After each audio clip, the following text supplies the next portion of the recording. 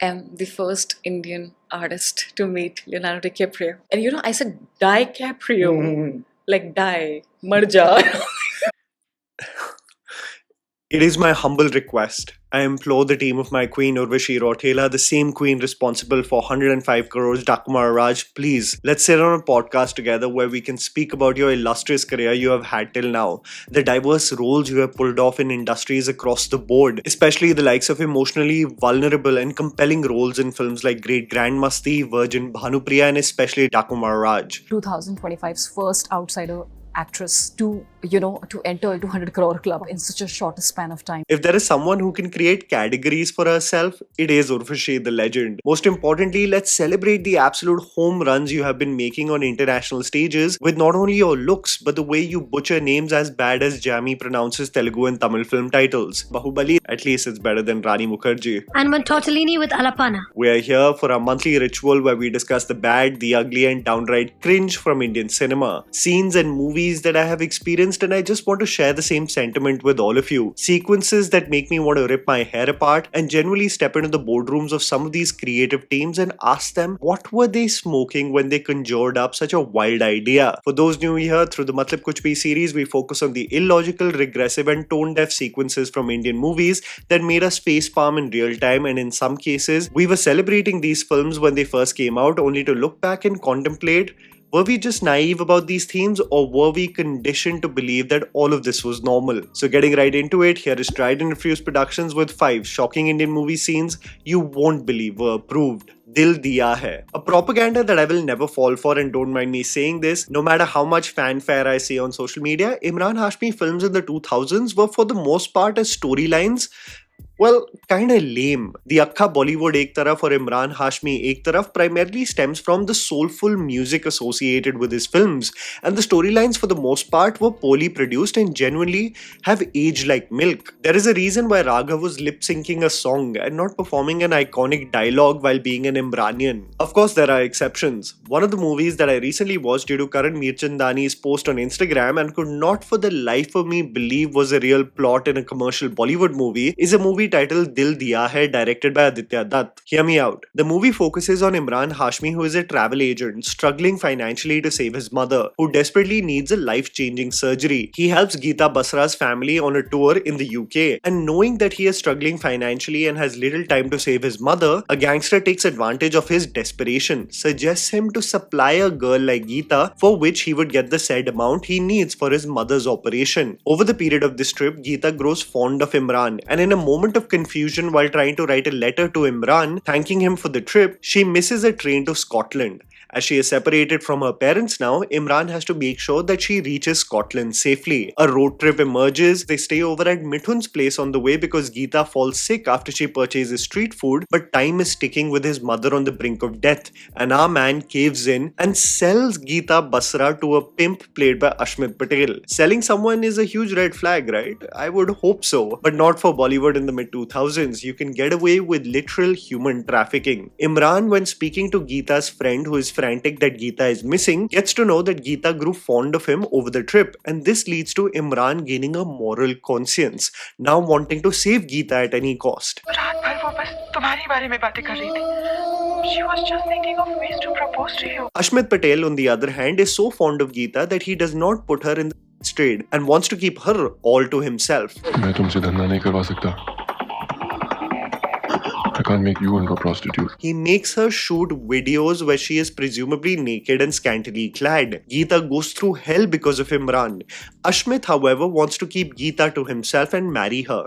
No one can touch her. He is obsessed. Imran, however, returns for his love, arguing, fighting, taking Geeta away. He would rather kill her than see her part of trade. He beats up goons, a sequence clearly shot in Mumbai, and the production having not enough money to prove that it is the UK, so they put a paper number plate on the car to convince you that they are abroad. Geeta, well, while looking at her predicament, is obviously pissed. ये तो किस साहिल ने मुझे बेच दिया था ये तो कि उनकी बेटी की रात भर नंगी सीढ़ी पर रही थी.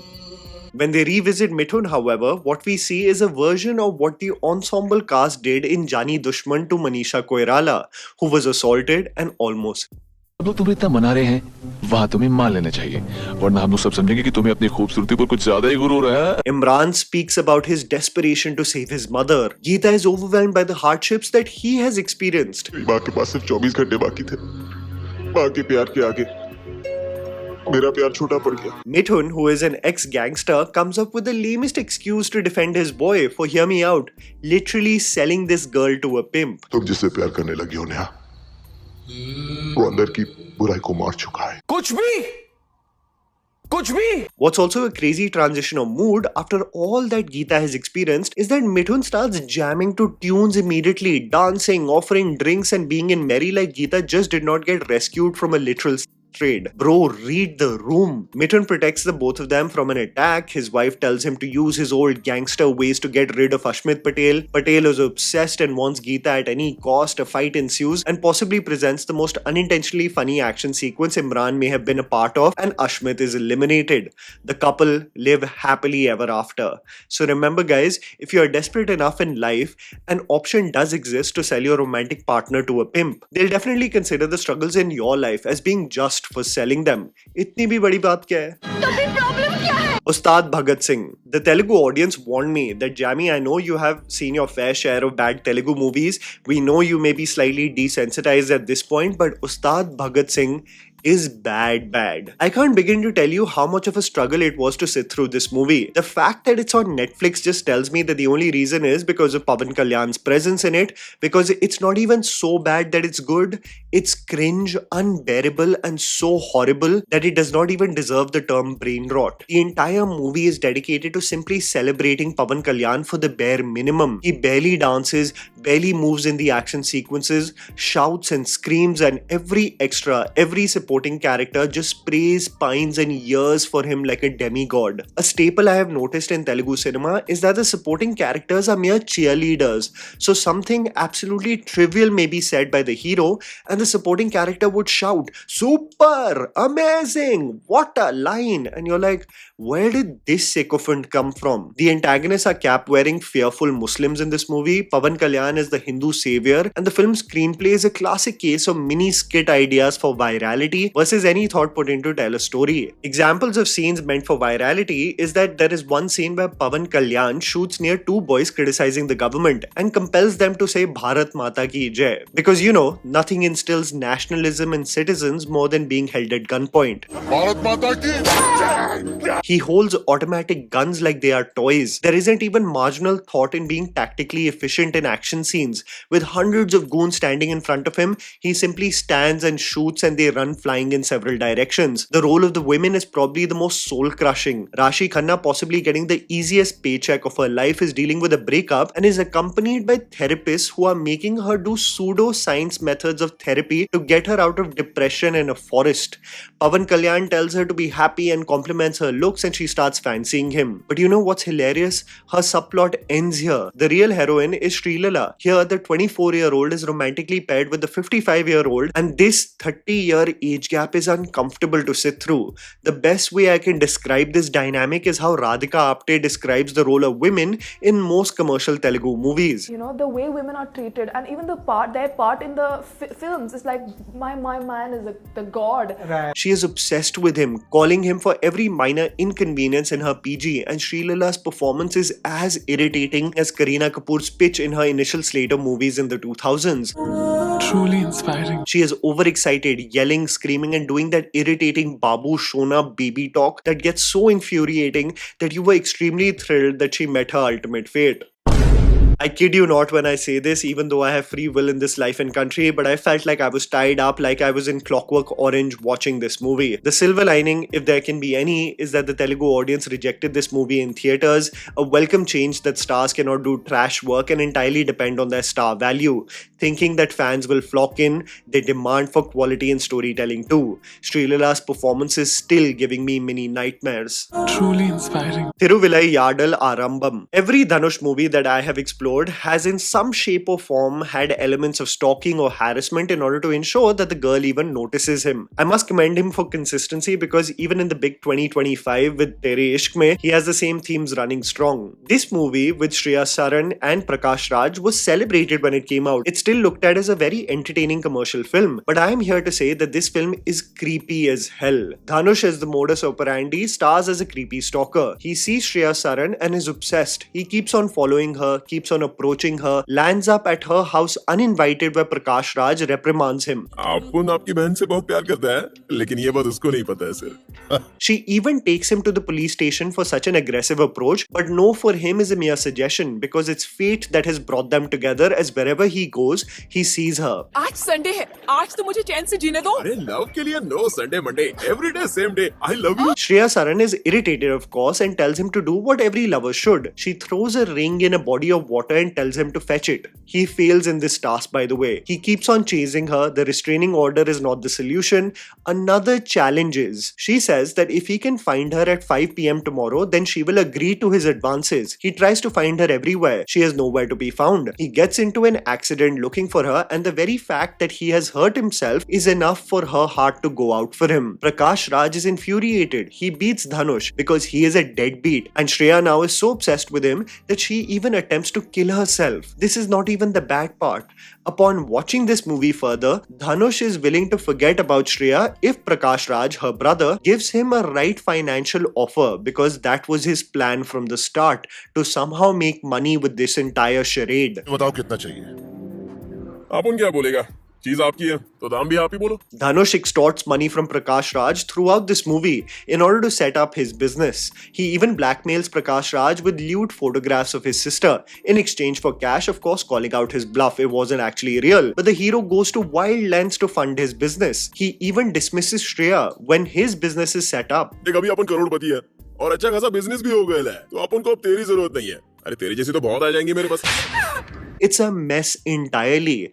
Dhanush becomes a successful businessman and Shreya is heartbroken that she was used as a mere pawn. When Shreya is about to get married to someone else, she calls Dhanush, only for him to say that it was all so that he can become worthy of her. The entire charade was so that he can make money by extorting her brother. He ends up at her marriage with all of Prakash Raj's money because, now he has a moral conscience to return all the money in order to ask Shreya's hand in marriage, with the most lame reason in order to excuse his way to ask for her hand, by the way. हाँ, लड़की वाले सिर्फ settle लोगों से ही शादी बनाने लग गए तो किसी की भी शादी जवानी में नहीं होगी सर. सब बूढ़े हो जाएंगे, बुढ़ा बुढ़ी पार्क में घूमने लायक बचेंगे, एंजॉयमेंट तो मिलेंगी ही नहीं. For any men out there with daughters, it's okay or screw that. It's essential to just ensure that a man is of sound mind and secure professionally if they're asking for your daughter's hand in marriage. This adamant nature of movies to glorify rowdyism because they eventually become successful just irritates me. Shreya also communicates her angst on how she was essentially being tossed around like a ping pong ball. प्यार कोई गिरवी रखने की चीज नहीं होती. प्रिया, आपने जो कुछ भी किया वो तुम्हारा प्यार पाने के लिए, तुम्हारी खुशी के लिए तो किया. But of course, all is forgiven and they live happily ever after. So 2 things you can get away with in this MATLAB KUCH series, guys. Sell the girl and get her back, or extort her brother-in-law for money only to become a successful businessman. As I previously said, Fida.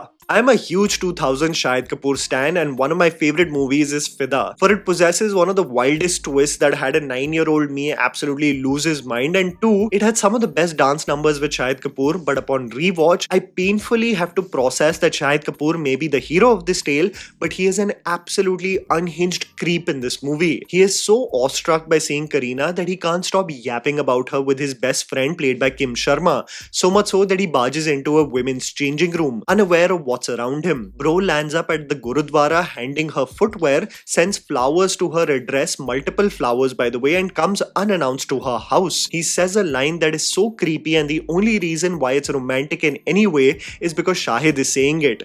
Make Gulshan Grover or Shakti Kapoor say the same thing and Kareena would be running in the opposite direction. पहली बार मैंने तुम्हें सलवार कमीज में देखा. देखो, मुझे तो अब तक खुद पर काबू नहीं हो रहा. She of course does not land up at a nightclub while our hero is still daydreaming about her, dancing with her. He friend zones a babe like Kim Sharma and keeps on dreaming about Kareena. He lands up again at her house and Kareena's irritation is me watching the scene too. Bro literally stalks her while a delusional friend gives the worst comment on the stalker. Real life में भी ऐसे आशिक होते हैं? मैंने तो cute. It's cute because he's good looking. It's the double standard. Movie logic is it's persistence if you're pretty, stalking if you're ugly. Kareena practically ignores him. It's traumatizing. She jokingly states, what are you gonna do? Kill yourself? Bro is psychotic, brands himself, overdoses on pills, and Kim Sharma, the best friend, goes to Kareena's house to give her a lecture. तुम खूबसूरत हो तो इसका ये मतलब नहीं कि तुम्हें किसी की जिंदगी के साथ खेलने का हक मिल गया. Whenever someone ignores someone in a Hindi movie, they use the trump card. You know what that is? It's the Anath card. मैं अनाथ हूँ तो सब माफ. Mom dad नहीं है उसके. Kareena is literally coaxed into loving him, blackmailed, cornered, and says the most tone-deaf statement, giving hope to a stalker like Shahid. कोई मुझसे इतना प्यार कर सकता है. अगर मैंने उसके प्यार को ठुकराया तो शायद इस दुनिया में मुझसे बड़ा पागल कोई नहीं होगा. The funny part is that it was all to con Shahid, posing as a girl with her daddy's debt and gangsters being after her. Shahid gets conned into robbing a bank that transitions to him looting someone rich. He meets Fardeen Khan here, who is, by the way, training with headbutting, punching and kicking beer bottles. What is this training achieving exactly? I can't understand. Fardeen tells him to pose as the hacker who looted hundreds of crores and surrender, basically himself. Shahid, on the run after a shootout, finds out that he is a mere pawn, and now his entire goal becomes an ego battle where he tries to sabotage the new revealed couple like a character from a horror movie, appearing in random intervals like the boogeyman. But the point of it all, ladies and gentlemen, is that we remember Fida as Kareena and Fardeen being manipulative in this movie. What we forget is that Shahid is a psychotic creep too, masked as this cute lover boy hero. Both can mutually coexist. You know, now that I think about it, with the trend of toxic pugloos, this movie would be all the rage today. Cheenakesava Reddy. You know, MATLAB KUCH series is incomplete without my idol Balayya, and this movie is special, just like many of his films through the 2000s. He puts Shreya Saran and her friends in jail in this movie. He's a police officer, by the way, because he was questioned patrolling at night. The girls assumed that he was leching someone. A police officer who loves to give lectures to women on how they dress in their college, by the way. मैंने कहा ना धरा क्या है? ऐसी आधी अधूरी dress पहनकर कॉलेज आओगी तो लड़के छेड़ेंगे नहीं. Shreya is somewhat annoyed of his antics, but the Hrithik Roshan-like dance moves and the power of Balayya's touch makes her fall in love with our dashing hero. Of course, also conveyed through the most tasteful shot in dialogue. तुम्हें क्या हो गया? पता नहीं, मेरे जिस्म में current कैसे लग गया? करंट नहीं, ये तो प्यार की शुरुआत है.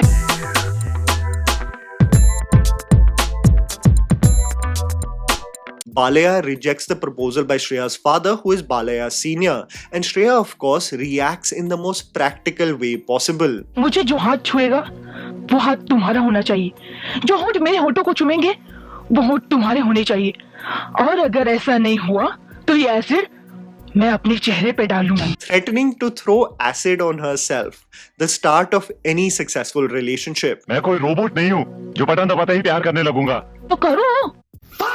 So just remember, guys, you can sell the girl you love to a pimp. You can also extort the girl's brother as much as you want and threaten self-harm too. Most filmmakers will exclaim. And that was the video, guys. Write down in the comments below whether you have some video ideas for our channel. Please don't forget to follow me on Instagram. The handles are right in front of you. Follow me at JammyPants4. Also, please support us by smashing the like button and subscribing to our channel for weekly content ahead. Thank you for watching.